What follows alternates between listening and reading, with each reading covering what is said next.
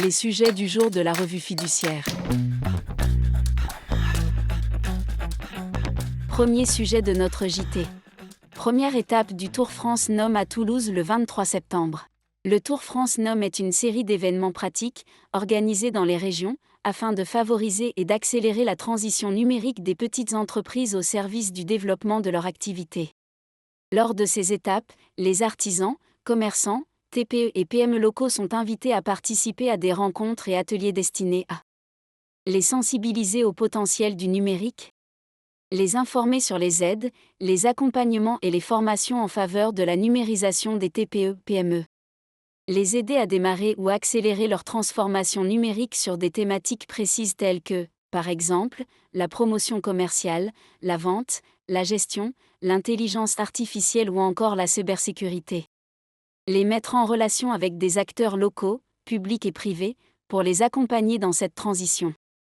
À cet égard, les étapes du Tour France Nome sont autant d'occasions pour les partenaires locaux de France Nome et les experts du numérique référencés par France Nome, ces fameux activateurs, d'entrer en contact avec les entreprises pour nouer de potentielles collaborations. La première étape du Tour France Nome organisée par l'association La Mêlée, partenaire France Nome, est prévue à Toulouse le 23 septembre 2024 après-midi. Elle s'inscrit dans le cadre de la Mêlée numérique 2024, le festival du numérique et de l'innovation en Occitanie. L'événement débutera à 14h, quai des Savoirs, 39 allée Jules Guesde, 31 000 Toulouse.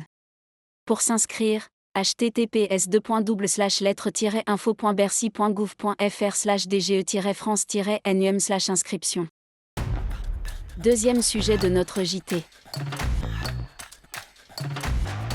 Taux de TVA.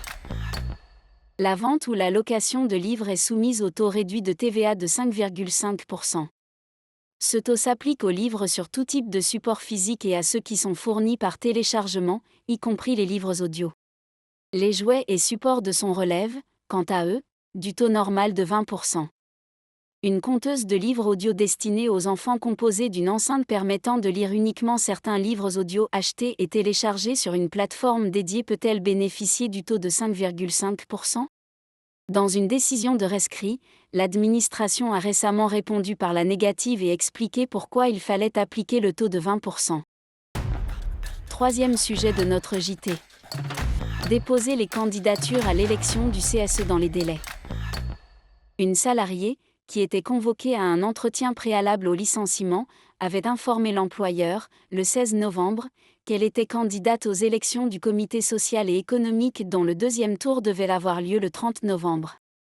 L'employeur avait contesté cette candidature qu'il jugeait frauduleuse et irrégulière sur 2 points.